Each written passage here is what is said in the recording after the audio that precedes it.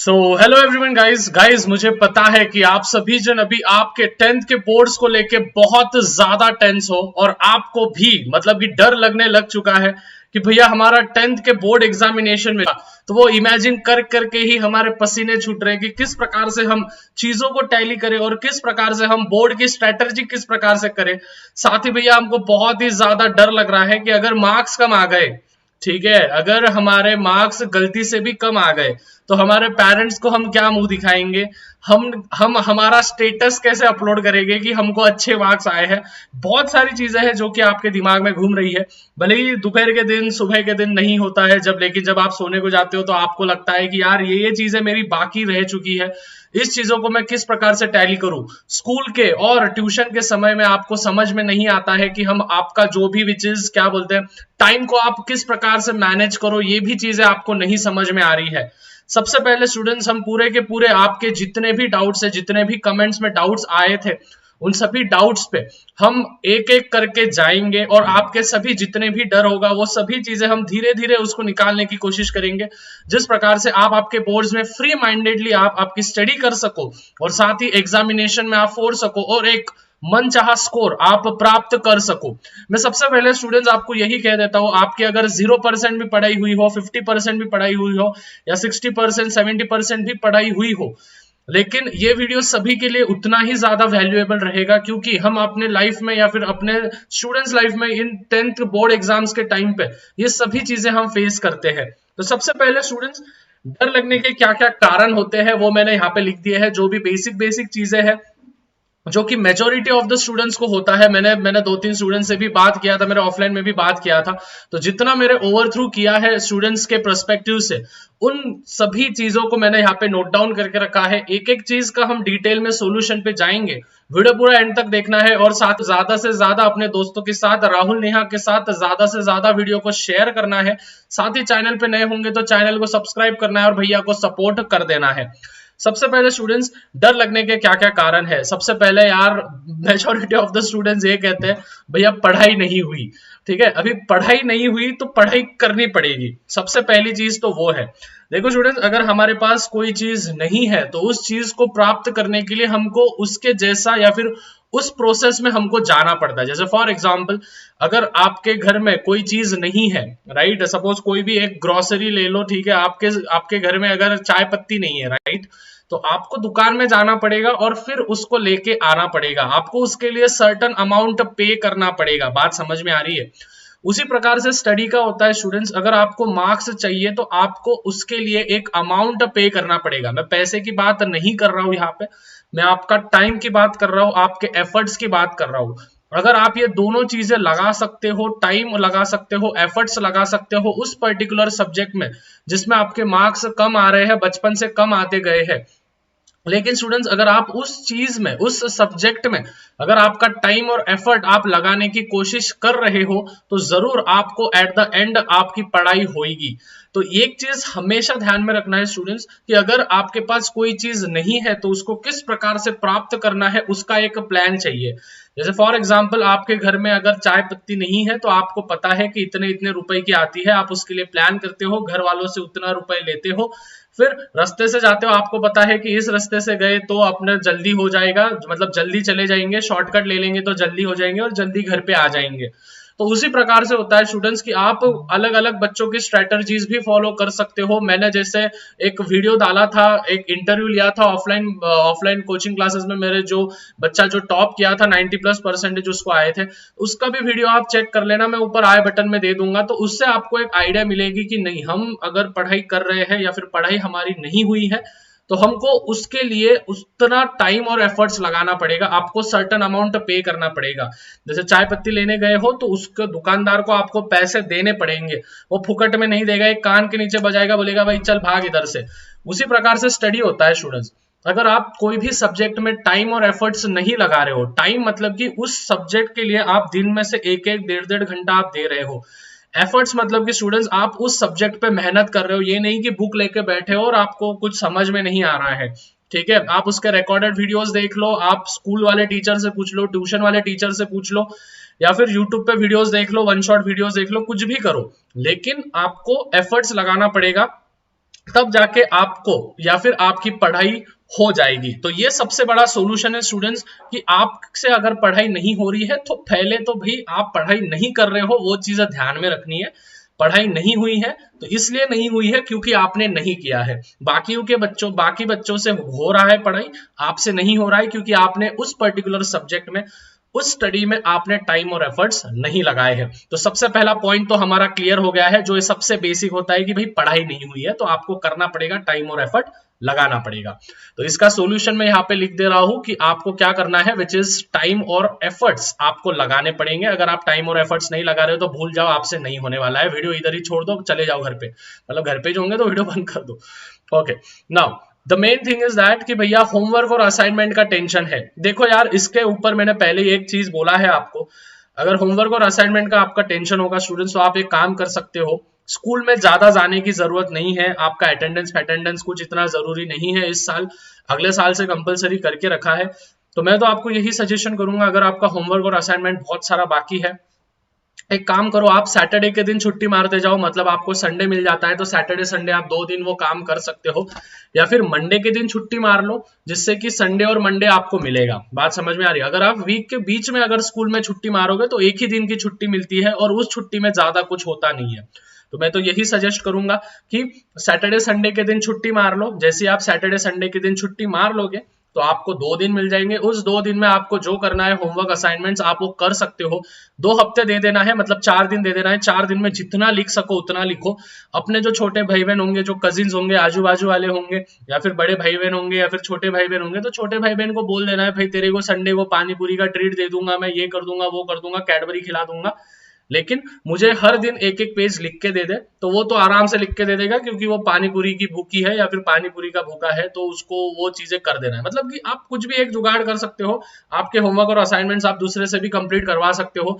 अगर आपका बोर्ड्स का पढ़ाई नहीं हुआ है, लेकिन अगर बोर्ड्स का पढ़ाई आपका लगभग 70-80% हो चुका है, तो मैं तो यही सजेस्ट करूंगा कि आप खुद ब खुद लिख लो, जिससे कि थोड़ा नॉलेज आपके भेजे में भी जाएगा, थोड़ा समझ में भी आएगा क्या क्या होमवर्क्स है, क्या क्या असाइनमेंट्स है, जिससे कि आगे चल के प्रॉब्लम नहीं आएगी। बात समझ में आ रहा है?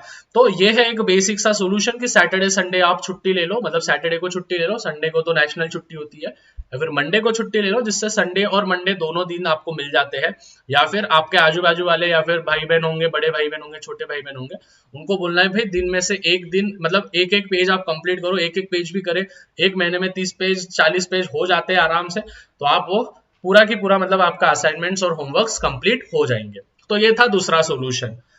तीसरा सोल्यूशन पे आएंगे हम, भैया स्ट्रेटर्जी नहीं है। भाई बहुत सारे स्ट्रेटर्जी वीडियो मैंने पहले ही चैनल पे डाल के रखे हैं। कल ही के दिन मैंने बहुत अच्छी एक वीडियो डाली है, जाके देख लेना। बहुत बढ़िया स्ट्रेटर्जी उसमें दिया है, आप कौन से चैप्टर्स मैथ्स के स्किप कर सकते हो, वो सभी चीजें डिटेल में मैंने बताई है। तो ये तो चीजें नहीं है कि स्ट्रेटर्जी नहीं है। स्ट्रेटर्जी वीडियोस अगर आप यूट्यूब पे देखोगे तो बहुत सारे हैं, बट प्रॉब्लम ये आता है, आप मेरे भी स्ट्रेटर्जी वीडियो देख लोगे, फलाना ठिकाने के भी स्ट्रेटर्जी वीडियो देख लोगे, लेकिन आप एग्जीक्यूट नहीं करते हो। आधा घंटा स्ट्रेटर्जी वीडियो में डाल देते हो, देखने में डाल देते हो, उसमें ही एनर्जी आपकी ड्रेन हो जाती है, और फिर आप बाद में फिर थक जाते हो और सो जाते हो। तो वो स्ट्रेटर्जी वीडियो देख के कोई भी फायदा नहीं होता है। मैं तो यही सजेस्ट करूंगा कि खुद की स्ट्रेटर्जी बनाओ। मैं स्टूडेंट्स को यही कहता हूँ कि दिन में से 3 घंटे निकालो, 1 घंटा मैथ को, 1 घंटा लर्निंग को, और 1 घंटा जो चीजें तुमने वो 2 घंटे में किया है उसका रिविजन करने को, क्योंकि रिवीजन ये एकमात्र हथियार होने वाला है।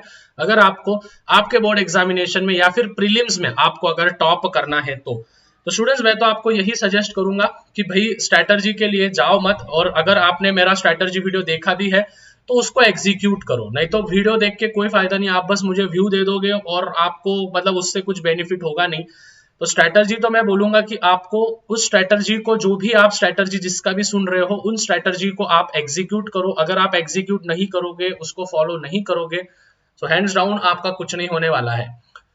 नेक्स्ट, हमारा एनवायरनमेंट खराब है भैया, ठीक है, मतलब घर का जो माहौल है, हमको घर पे पढ़ाई करने को नहीं है, हमारा एक अकेला सेल्फ स्टडी के लिए हमारा रूम नहीं है, ठीक है, हम अफोर्ड नहीं कर सकते अभ्यासिका लगाना या फिर जो भी चीजें हैं सेल, मतलब लाइब्रेरी वगैरह लगाना है ना। बहुत सारे बच्चे होते हैं, बहुत सारे बच्चों के नाटके होते हैं, ठीक है, भैया हमारा एनवायरनमेंट खराब है, घर वाले पढ़ाई नहीं करने देते, भाई बहन का तान है, ये है वो है, ठीक है। तो मैं तो यही कहूंगा स्टूडेंट्स, अगर आपका एनवायरनमेंट खराब है तो वो आपकी जिम्मेदारी है कि उसको अच्छा कैसे करना है।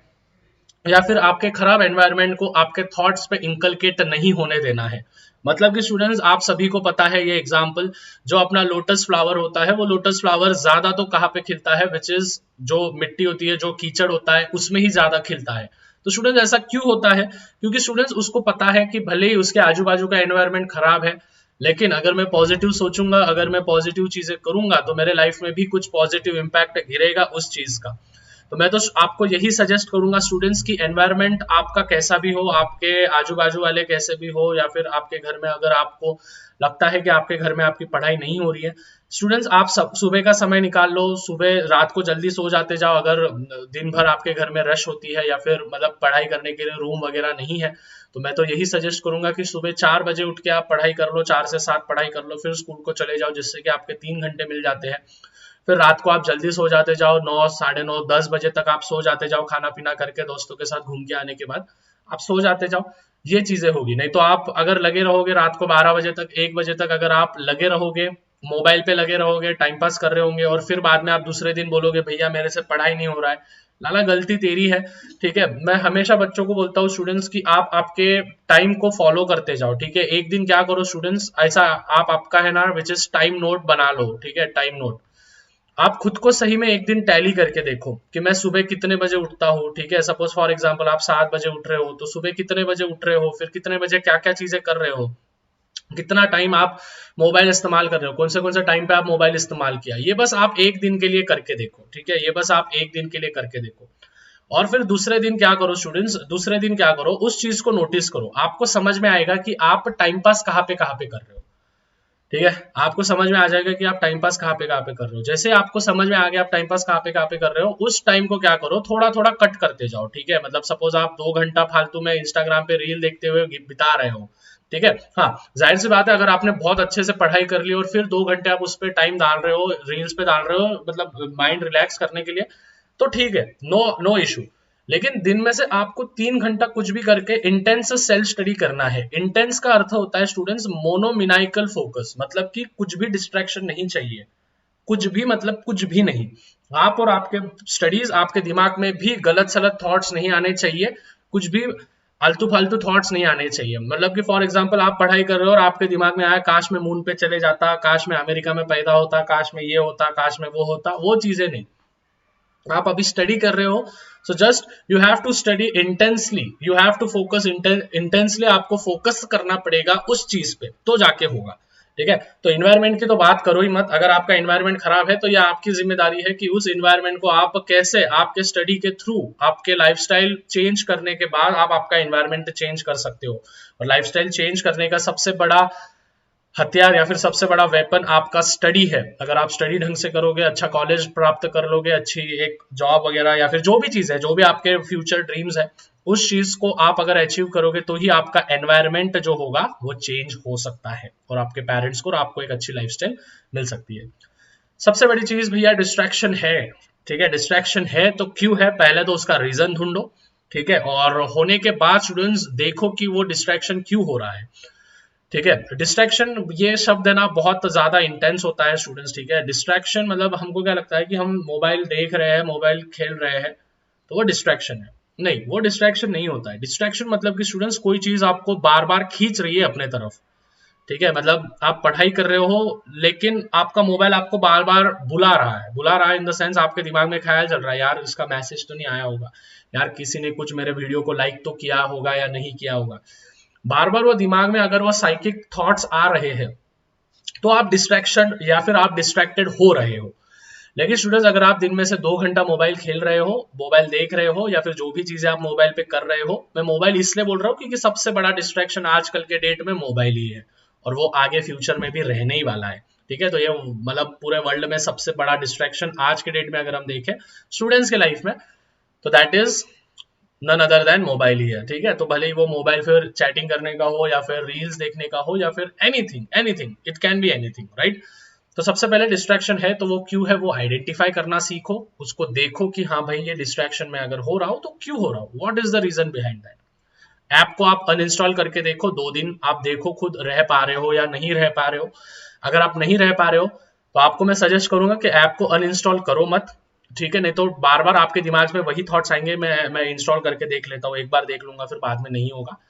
तो ऐप को अनइंस्टॉल करो मत, ऐप को इंस्टॉल ही रहने दो, बस उसमें का कुछ समय आप कट डाउन करते जाओ। Cut down in the sense 2 घंटे बैठ रहे हो आप दिन में से, वो आता है ना वेलबींग में, कितने घंटे आप बैठ रहे हो मोबाइल पे, तो वो देख लेना। फिर उसको देखने के बाद आपको समझ में आएगा हाँ भाई अगर मैं 2 घंटे एक दिन में बैठ रहा हूँ इस ऐप पे, तो उसको मैं 1.5 घंटे पे कैसे करूं। एक वीक आधा घंटा कम कम करके देखो, दूसरे वीक में फिर और आधा घंटा कम करके देखो।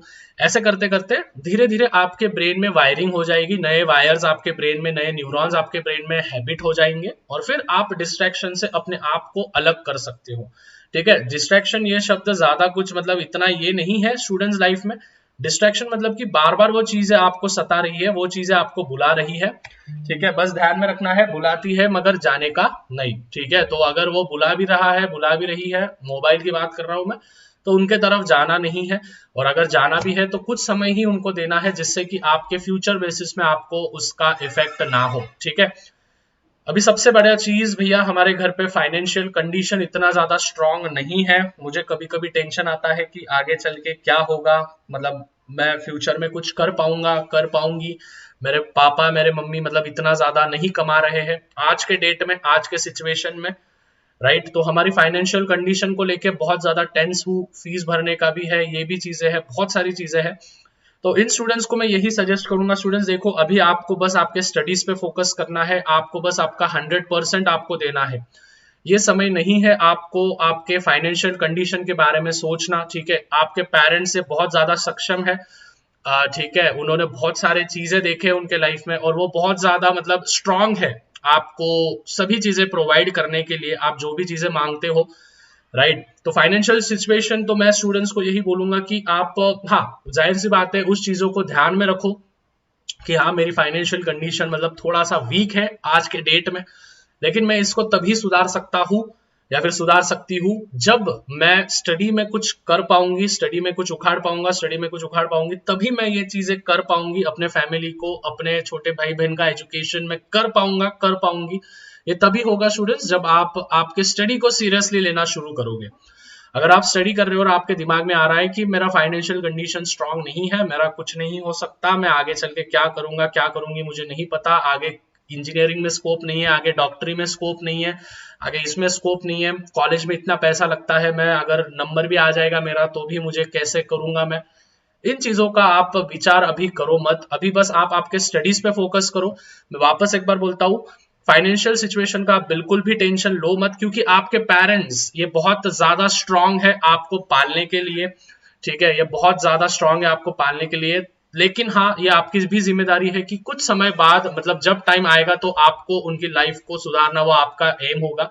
आप तभी उनकी लाइफ को या फिर उनके लाइफस्टाइल को चेंज कर सकते हो जब आप एक सर्टन पोजीशन पे पहुंच जाओगे, और उस सर्टन पोजीशन पे पहुंचने के लिए आपको स्टडी करना बहुत ज्यादा नेसेसरी है। तो डायरेक्टली और इनडायरेक्टली आपको आपके स्टडी पे ही फोकस करना है। अगर आप स्टडी पे फोकस नहीं करोगे, एक अच्छी लाइफस्टाइल नहीं पाओगे खुद के लिए, पहले तो खुद की लाइफ सुधारो। ठीक है, पहले तो खुद की लाइफ सुधारो, फिर बाद में आप आपके पेरेंट्स की लाइफ सुधार पाओगे। मैं तो बच्चों को यही बोलता हूँ, आपके पेरेंट्स की लाइफ सुधारने के पीछे मत जाओ, पहले खुद की लाइफ सुधारो, पहले खुद को देखो भाई क्या कर रहे हैं। आपके पेरेंट्स तो है ही उतने ज्यादा स्ट्रांग, आपको पाल रहे हैं तो बहुत बड़ी बात है वो। ठीक है, आप जैसों को पाल रहे हैं वो मेरे जैसों को पाल रहे हैं, राइट। तो ये चीजें तो बहुत ही है, लेकिन हाँ एट द एंड हम सभी को ध्यान में रखना है कि स्टडी ये एकमात्र वेपन होने वाला है हम सभी का फ्यूचर चेंज करने के लिए। ठीक है, तो फाइनेंशियल कंडीशन का आप बिल्कुल भी इस समय पे तो टेंशन ना लो, आप आपके बोर्ड्स पे फोकस करो, आपके स्टडीज पे फोकस करो। एट देन स्टूडेंट्स, जो लास्ट सबसे मेन पॉइंट है, बेसिक नीड नहीं है, मतलब कि basic need in the sense कि बहुत सारे बच्चे ऐसे हैं कि भैया अगर हमने स्टडी नहीं भी किया तो हमारा हो जाएगा।